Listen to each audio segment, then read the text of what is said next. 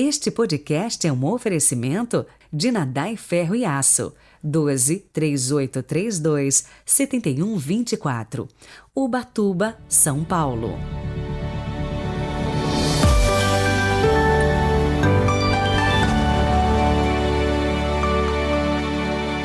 Olá, sejam muito bem-vindos a este sábado, dia 26 de fevereiro de 2022.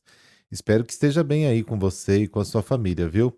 E hoje comecemos com uma frase de Santa Teresa d'Ávila, que dizia o seguinte: do santo abandono no Senhor nasce a liberdade do espírito que possuem as pessoas virtuosas. Nela se encontra toda a felicidade que se pode desejar nesta vida.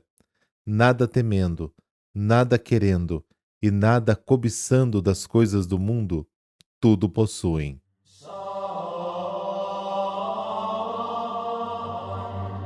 Pelo sinal da Santa Cruz, livrai-nos Deus, nosso Senhor, dos nossos inimigos. Senhor nosso Deus, fonte de salvação, fazei que o testemunho de nossa vida exalte sempre a vossa glória e mereçamos cantar nos céus o vosso louvor eternamente. Amém.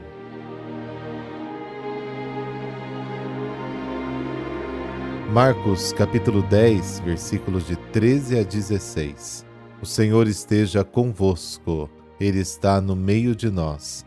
Proclamação do Evangelho de Jesus Cristo segundo Marcos. Glória a vós, Senhor.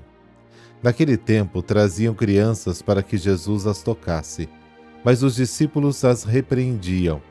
Vendo isso, Jesus se aborreceu e disse: Deixai vir a minhas crianças, não as proibais, porque o reino de Deus é dos que são como elas. Em verdade vos digo, quem não receber o reino de Deus como uma criança, não entrará nele. Ele abraçava as crianças e as abençoava, impondo-lhes as mãos. Palavra da salvação. Glória a vós, Senhor.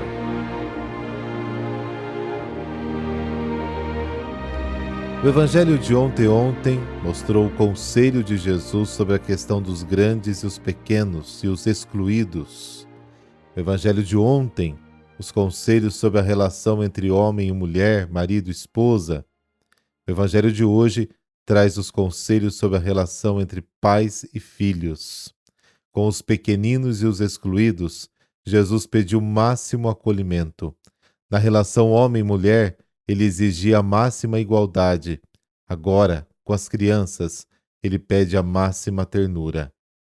Trouxeram as crianças a Jesus para que ele pudesse tocá-las. Os discípulos queriam detê-lo. Por quê? O texto não diz. Talvez porque, de acordo com as regras rituais da época, crianças pequenas com suas mães viviam quase constantemente com impureza legal. Tocá-lo significava tornar-se impuro. Se eles tocassem Jesus, ele se tornava impuro. Mas Jesus não se preocupa com essas normas rituais de pureza legal. Ele corrige os discípulos e acolhe as crianças. Toca-as, abraça, dizendo: Deixai vir a minhas crianças e não as impeçais, porque o reino de Deus pertence àqueles que são como elas. E comenta: em verdade vos digo, quem não acolher o reino de Deus como uma criança, não entrará nele. Então Jesus abraça as crianças e as abençoa, mas o que esta frase significa? São muitos os sinais da presença real do reino na vida e na atividade de Jesus. Um deles é a forma de acolher as crianças e os pequeninos. Além do episódio do Evangelho de hoje, há outros momentos de acolhimento aos pequeninos e crianças. Acolher e não escandalizar. Uma das palavras mais duras de Jesus é contra aqueles que escandalizam os pequeninos. Quem são a razão pela qual os pequeninos não acreditam mais em Deus. Para eles, é melhor ter uma pedra no pescoço e ser lançado no fundo do mar. Marcos 9, Lucas 17, Mateus 18. Identifica-se com os mais pequenos. Jesus abraça os pequeninos e se identifica com eles. Quem recebe uma criança me recebe, Marcos 9. E todas as vezes que fizestes essas coisas a um destes meus irmãos mais pequeninos, a mim o fizestes, Mateus 25. tornar-se como crianças. Jesus pede aos discípulos que se tornem como crianças e aceitem o reino como eles. Caso contrário, não é possível entrar neste reino. Faz das crianças professores de adultos, e isso não é comum. Geralmente fazemos o contrário. Defender o direito que as crianças têm. Quando Jesus, entrando no templo, derruba as mesas dos cambistas, são as crianças que mais gritam Hosana ao filho de Davi, Mateus 21. Criticado pelos sacerdotes e escribas, Jesus os defende e invoca as Escrituras em sua defesa. Ser grato pelo reino presente nos pequeninos. A alegria de Jesus é grande quando percebe que as crianças ou os pequeninos compreendem as coisas do reino que ele anunciava ao povo. Pai, eu te agradeço.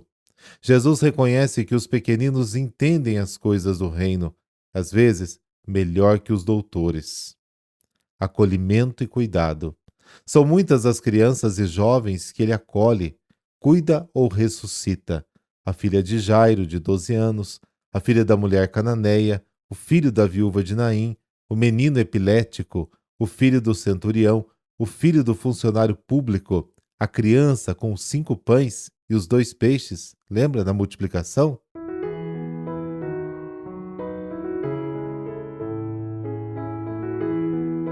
São Porfírio de Gaza. Nasceu na Tessalônica em 353 e morreu em Gaza em 420. São Porfírio nasceu de uma família rica e com 25 anos mudou-se para o Egito, onde entrou no monastério de Esquete, no deserto. 5 anos depois, ele viajou para a Palestina para visitar os lugares santos e residiu numa caverna perto do Rio Jordão por mais 5 anos em profunda solidão. Neste período, ele adoeceu profundamente e resolveu gastar seus últimos dias em Jerusalém, onde poderia estar perto dos lugares onde Jesus viveu. Sua austeridade era tão grande que a doença agravou e ele só podia visitar os lugares santos apoiado num pedaço de madeira. Um amigo seu, chamado Marcos, propôs ajudá-lo, oferecendo seu braço, mas Porfírio recusou a ajuda, dizendo: eu vim até a Palestina para procurar o perdão dos meus pecados e não devo procurar o conforto de ninguém, dizia Porfírio. Neste sofrimento ele viveu alguns anos com um olhar sereno e feliz. Só uma coisa ainda o incomodava: sua riqueza deixada na Tessalônica. Um dia chamou seu amigo Marcos e lhe deu ordens para ir até sua casa e vender suas propriedades. 3 meses depois, seu amigo retornou trazendo grande quantia em ouro. Porfírio recebeu com alegria, pois estava completamente recuperado de sua enfermidade. O santo explicou ao amigo que dias antes, durante um acesso de febre, ele tinha sentido vontade de caminhar até o Calvário. Lá chegando, ele teve uma queda como um desmaio e pensou ter visto Cristo na cruz. Implorou ao mestre que o levasse com ele para o paraíso. Jesus então apontou-lhe a cruz e pediu que ele a carregasse. São Porfírio tomou então a cruz nos ombros e quando acordou estava completamente recuperado da doença. O santo distribuiu então seus bens entre os pobres da Palestina.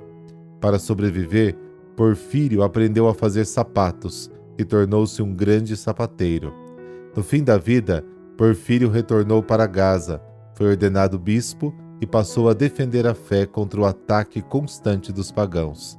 Diz a história que em Gaza, terrível seca assolava os campos. Os pagãos culpavam os cristãos e não queriam receber Porfírio entre eles.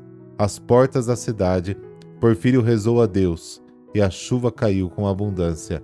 Assim ele foi reconhecido pelos cidadãos de Gaza e pôde entrar na cidade. Porfírio retirou do maior templo da cidade os ídolos pagãos e construiu uma igreja grande, consagrada em 408.